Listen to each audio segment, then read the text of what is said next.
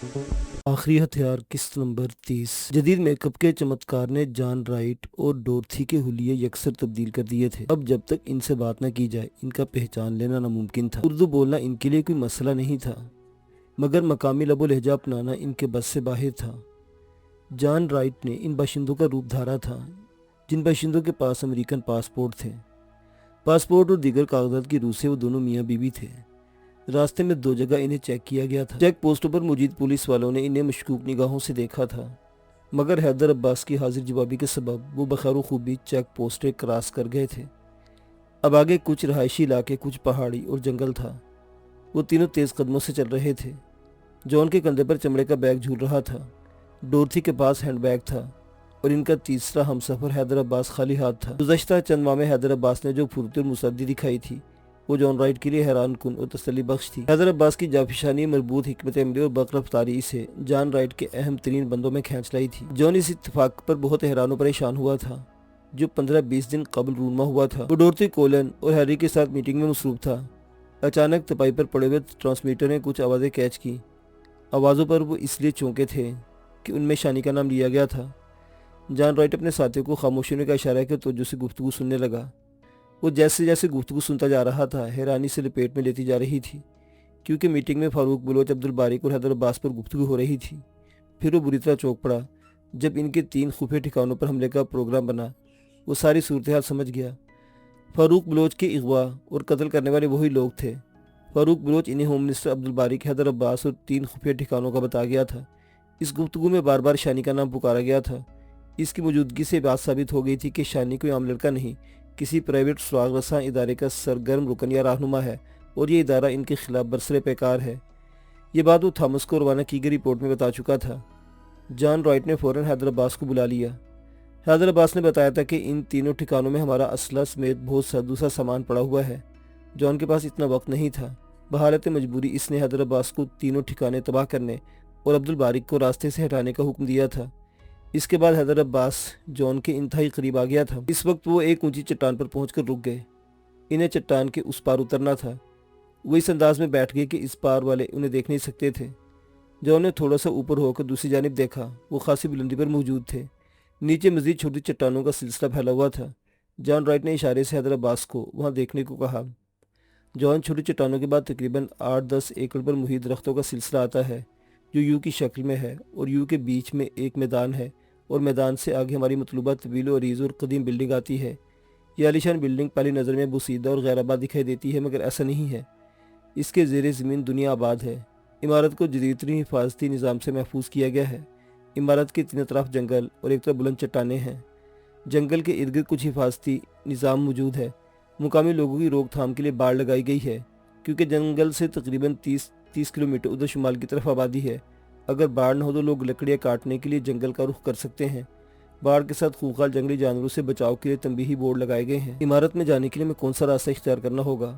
یہی جنگل والا، حیدر عباس نے جواباً کہا۔ ڈورتھی سے دیکھتے ہوئے بولی، حیدر عباس، جنگل کے بجائے ہم چٹانوں کا راستہ اختیار کرتے تو اچھا نہ ہوتا؟ نہیں ڈورتھی، وہاں سے جانا مشکل ہے۔ چٹانوں میں کئی جگہ سیکورٹی فورسز کے جوان مورچہ بند رہتے ہیں، جبکہ جنگل میں صرف خفیہ کیمرے نصب کیے گئے ہیں۔ حیدر عباس، تمہارے اندازاً اندر تمہارے کتنے آدمی موجود ہیں؟ 2۔ حیدر عباس نے کہتے ہوئے ڈورتھی کو اشارتاً کچھ کہا۔ اس کے اشارے پر ڈورتھی نے ہینڈ بیگ سے ایک نقشہ نکالا۔ حیدر عباس نقشہ لیتے ہوئے ایک جگہ پر انگلی پھیر کر بولا، ہم یہاں کھڑے ہیں۔ اس چٹان سے ایک راستہ بل کھاتا ہوا نیچے جنگل میں جاتا ہے۔ نیچے اترنے میں ہمیں آدھا گھنٹہ لگے گا۔ اب سے ٹھیک 1 گھنٹہ بعد عمارت میں لنچ بریک ہوگا۔ بریک کے دوران میرا ایک آدمی ان دونوں کیمروں کو آف کرے گا، جبکہ دوسرا آدمی سائرن سسٹم میں خلل ڈالے گا۔ چونکہ آدمی کنٹرول روم میں ہوتا ہے، اس لیے جن کیمروں کو آف کرے گا اس کی اطلاع اسے دینا پڑے گی۔ اطلاع کے بعد ٹیکنیشین کو کیمروں تک پہنچنے میں 20 منٹ لگتے ہیں۔ ہمیں نہ صرف ان 20 منٹوں میں جنگل کا ایریا کراس کرنا ہے، بلکہ کیمروں میں خلل بھی ڈالنا ہے۔ حیدر عباس نے نقشے میں لگائے 2 دائروں پر انگلی رکھتے ہوئے کہا، گڈ جاب حیدر عباس، چلو ہمیں وقت ضائع نہیں کرنا چاہیے۔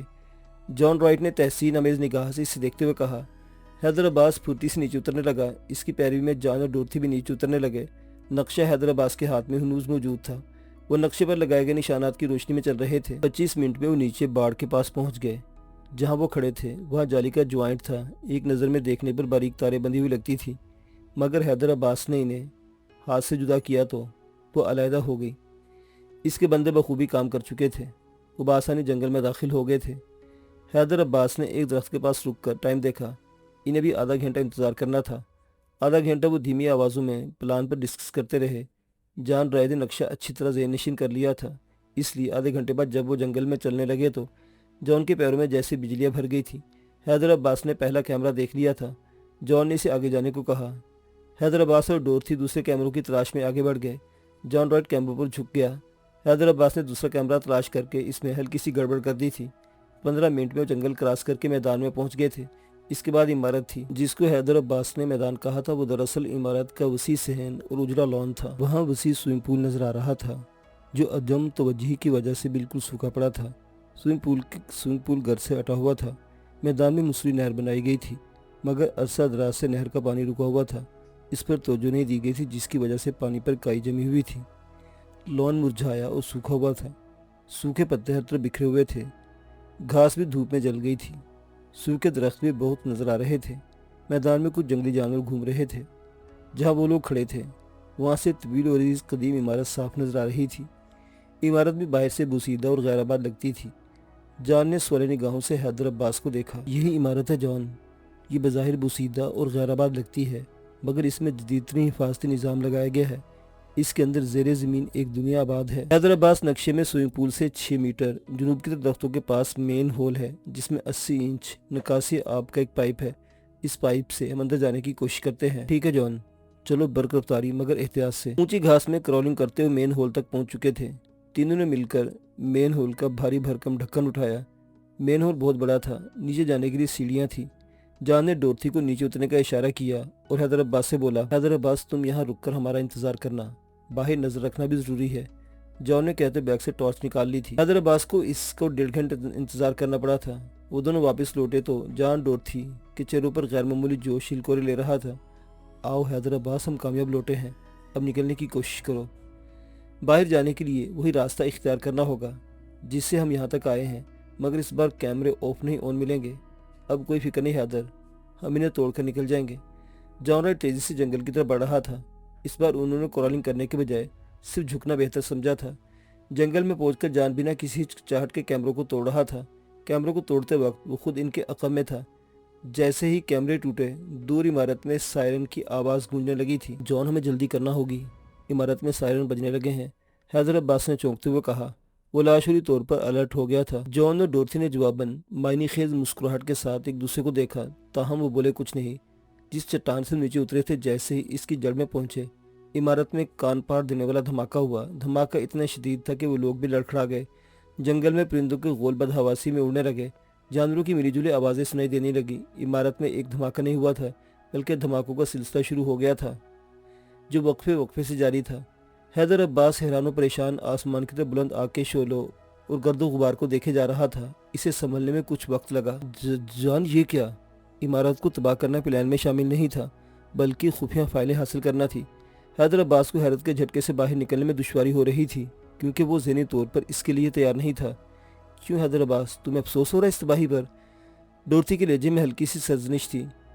نہیں، یہ بات نہیں، میں حیران ہوں کہ آپ لوگوں کے پاس تو ایسا کچھ مواد بھی موجود نہیں تھا، پھر یہ کے بعد دیگرے دھماکے۔ ایسی عمارت کی تباہی کے لیے مواد کا ساتھ لینا ضروری ہوتا، مواد تو ان کے اندر بھرا پڑا ہوتا ہے۔ وہ باتوں کے دوران تیز قدموں سے اس علاقے سے دور ہوتے جا رہے تھے۔ جان نے مسکراتے ہوئے کہا، بس ایک چنگاری کی ضرورت ہوتی ہے اور عمارت راکھ کا ڈھیر۔ جان، مجھے نہیں لگتا کہ اس میں کوئی زندہ بچا ہوگا۔ مجھے کوئی زندہ چاہیے بھی نہیں حیدر عباس، اس میں ہمارے 2 خاص بندے تھے جان، ہم ان سے مزید کئی اہم کام لے سکتے تھے۔ دوسروں سے زیادہ ہمیں ان 2 آدمیوں کی موت چاہیے حیدر عباس، ہم نہیں چاہتے کہ کوئی کلو اپنے پیچھے چھوڑے، جان نے کہا۔ اس نے حیدر عباس کو بتانا ضروری نہیں سمجھا تھا کہ عمارت کی تباہی کا مقصد بھی یہی ہے کہ وہاں سے چرائی گئی فائلوں کا کسی کو پتہ نہ چلے۔ جان رائٹ کو یقین تھا کہ ماہرین جب اس دھماکے کی تحقیق کریں گے تو انہیں سسٹم کی فنی خرابی کا ہی پتہ چلے گا۔ گمشدہ فائلوں کا کسی کو پتہ نہیں چلے گا، کیونکہ جب آگ لگتی ہے تو سب کچھ بلا تفریق جلا کر راکھ کر دیتی ہے، اس لیے کہ آگ کی آنکھیں اور سوچ نہیں ہوتی۔ فاروق بلوچ نے 3 خفیہ ٹھکانوں کے ساتھ 2 نام عبدالبارق اور حیدر عباس بتائے تھے۔ ٹھکانے راکھ اور مٹی کا ڈھیر ہو گئے تھے۔ عبدالبارق اپنے انجام کو پہنچ چکا تھا، مگر حیدر عباس کا کچھ پتہ نہیں تھا۔ سرجی نے حمزہ کی ڈیوٹی حیدر عباس کی تلاش میں لگائی تھی۔ حمزہ زیر زمین دنیا میں گھوم پھر کے دیکھ چکا تھا۔ حیدر عباس کو کوئی نہیں جانتا تھا۔ سر جی کے توسط سے وہ نادرہ آفس سے فاروق بلوچ کے حلقے کے تمام حیدر عباس نامی اشخاص کے ایڈریس بھی لے کر چیک کر چکا تھا۔ 30 کے قریب لوگ تھے جو حیدر عباس یا عباس حیدر کے نام سے رجسٹرڈ تھے، مگر ان کی خفیہ نگرانی سے ان کے عام شہری ہونے کا پتہ ملا تھا۔ اب وہ کسی تیسرے آپشن پر غور کر رہا تھا۔ اس موقع پر شہریار نے اچھی خبر سنائی تھی۔ حمزہ بھائی، زیر زمین دنیا کا ایک گروپ پیلا گروپ کے نام سے مشہور ہے۔ پیلا گروپ کا سرغنہ عارف شکیل ہے اور اس کا ایک اہم بندہ میرے ہتھے چڑھا ہے جس نے چکا دینے والے انکشافات کیے ہیں۔ شہریار لہجہ بھر رکا تو حمزہ نے بے چینی سے موبائل دوسرے کان سے لگاتے ہوئے بولا، بولو شہریار، میں سن رہا ہوں۔ حمزہ بھائی، عارف شکیل کے ہاتھ سرحد پار تک پھیلے ہوئے ہیں۔ اس کا گروپ اسلحہ اور انسانی سمگلنگ میں ملوث ہے۔ بہت سے غیر ملکی شرپسند عناصر اسے جدید اسلحہ مذہبی فریضہ سمجھتے ہوئے مفت فراہم کرتے ہیں۔ عارف یہ اسلحہ فرقہ وارانہ وارداتوں میں ملوث گروپوں کو فروخت کرتا ہے۔ اس کے کسٹمرز میں سب سے زیادہ اور بھاری تخمینہ پر اسلحہ خریدنے والا شخص حیدر عباس ہے، جو اسلحہ مذہبی فرقہ واریت کی وارداتوں میں استعمال کرتا ہے۔ حیدر عباس کا نام سن کر حمزہ اچھل پڑا۔ حیدر عباس جسے ہم تلاش کر رہے ہیں؟ ہاں حمزہ بھائی، وہی حیدر عباس۔ وہ عارف کو منہ مانگی رقم پیش کرتا ہے، تاہم وہ یہ نہیں جانتا کہ عارف یہ اسلحہ کہاں سے لاتا ہے۔ عارف شکیل حیدر عباس کے ہاتھوں اغوا کیے گئے کئی مذہبی رہنما سرحد پار پہنچا چکا ہے۔ اس کا مطلب ہے حیدر عباس ہی نہیں، عارف شکیل بھی ان غداروں میں شامل ہے جن کا وجود پاک دھرتی سے مٹانا ہوگا۔ یہ گندگی ہماری پاک سرزمین پر بوجھ ہے۔ عارف شکیل کا کچھ پتہ چلا؟ وہ کہاں ملے گا؟ حمزہ نے نفرت انگیز لہجے میں کہا، ان دنوں وہ ایران گیا ہوا ہے، پرسوں اس کی واپسی ہوگی۔ سرحد پار آنے جانے کے لیے وہ کون سا راستہ اختیار کرتا ہے؟ سمندری راستہ۔ عارف شکیل مجھے بڑی مچھلی دکھائی دے رہا ہے۔ یہ کام کسی عام گروپ کا نہیں ہو سکتا۔ ان کے ہاتھ یقیناً اوپر تک ہوں گے۔ ہم کئی سفید چہروں سے جھوٹ کا ملمہ اتار سکتے ہیں۔ حمزہ نے پرسوچ انداز میں کہا، آپ ٹھیک کہتے حمزہ بھائی۔ شہریار، تم شامل اور صداقت تیار رہنا۔ میں پرسوں عارف شکیل سے دو ہاتھ کرنا چاہتا ہوں، اور ہاں، اس آدمی پر گہری نگاہ رکھنا، ہمیں اس سے مزید اہم باتیں پتہ لگ سکتی ہیں۔ آپ فکر نہ کریں حمزہ بھائی، میں اسے ایسی حالت میں لے آیا ہوں کہ وہ صرف بول اور دیکھ سکتا ہے، کچھ کرنے کی سکت سے محروم ہو چکا ہے۔ حمزہ نے رابطہ منقطع کیا اور فوراً جوابی سر جی کو کال ملائی۔ سر جی کے لائن پر آتے حمزہ نے انہیں پوری تفصیل بتائی، جسے سن کر بولے، یہ بہت بڑی کامیابی ہے حمزہ، اور تمہارا خیال مجھے درست لگتا ہے ہو سکتا ہے عارف شکیل ہمارے لیے حیدر عباس سے زیادہ اہم ثابت ہو۔ جی ہاں سر جی، جب اس گروپ کا ایک عام شخص اتنا کچھ جانتا ہے تو سرغنہ کیا کچھ انکشاف کر سکتا ہے۔ عارف شکیل جیسے سرحد پار سے لوٹے سے دبوچ لو، میں اس طرف بھی رابطہ کرتا ہوں، سر جی نے کہا۔ حمزہ کو شانی کا خیال ہے تو بولا، سر جی شانی سے کافی دن سے بات نہیں ہوئی ہے، شانی بھی بہت کامیاب جا رہا ہے حمزہ، پچھلے کئی دنوں اس نے بہت سی اہم کامیابی سمیٹی ہے۔ ہر مہینے کے آخر میں ہم لوگ ایک میٹنگ میں اکٹھے ہوا کریں گے تاکہ ایک دوسرے سے مل بیٹھنے کا موقع میسر آ سکے۔ ٹھیک ہے سر جی، حمزہ نے کہا۔ سر جی نے رابطہ کاٹ دیا تھا۔ کرۂ ارض کے تمام ممالک معاشی ترقی کے لیے زیادہ سے زیادہ توانائی چاہتے ہیں۔ تیل اور گیس توانائی کے بنیادی عنصر ہیں۔ جن ممالک نے ان کے ذخائر سمیٹے وہ ترقی کی راہ پر گامزن ہوئے اور ملک کو ترقی کی بلندیوں پر لے گئے۔ تیل اور گیس پر اپنی اجارہ داری قائم کرنے کے لیے کئی ترقی یافتہ قوموں نے ایک دوسرے کو بچھاڑنے کی کوشش کی ہے۔ مغرب نے مشرق کو لتاڑنے کی کوشش کی ہے۔ توانائی کے حصول کی جتنی اہمیت خشکی کی ہے، اتنی ہی اہمیت سمندر کی ہے۔ 70% تیل کی ترسیل کا راستہ سمندر ہے۔ اس کے علاوہ دنیا برآمدات و درآمدات کے لیے 90% بحری جہازوں پر انحصار کرتی ہے۔ ایشیائی اور خلیجی ممالک کے پاس بے پناہ وسائل ہیں، خصوصاً تیل اور گیس کے لامحدود ذخائر ہیں۔ مغرب والے چاہتے ہیں سارے کے سارے وسائل ان کی جھولی میں پکے ہوئے پھل کی طرح آن گرے۔ اس خواہش کی تکمیل کے لیے مغربی اتحاد بشمول امریکہ بحر الہند پر اپنی برتری ثابت کرنے کی تگ و دو میں لگے رہتے ہیں، کیونکہ خلیجی ریاستیں اور مڈل ایسٹ کے ممالک تیل و گیس پیدا کرنے میں اہم مقام رکھتے ہیں۔